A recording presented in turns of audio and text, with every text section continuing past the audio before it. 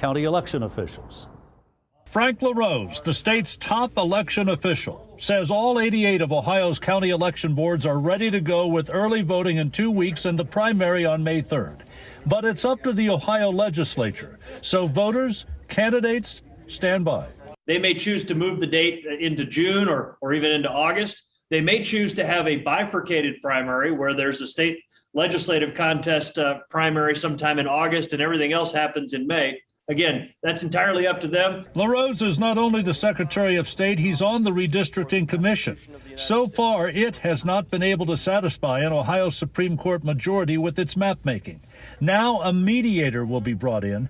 Here's how time-consuming that could be. What the mediator could do is to try and help bridge gaps when there are two proposals on the floor or there is a dispute on the floor, to try and see if there's any area of agreement or any means to move toward a compromise. So it will likely be a split primary with 2 different dates, or one primary that's pushed back into summer. Election workers have to proof ballots. There's no shortcut to that. And so in a county like Hamilton, Montgomery, what have you, there may be well over 1,000 different ballot types that are specific to that individual locality. Each of those have to be edited, proofread, tested by a bipartisan team to make sure they go through the scanners and work as they're supposed to make sure everything looks right.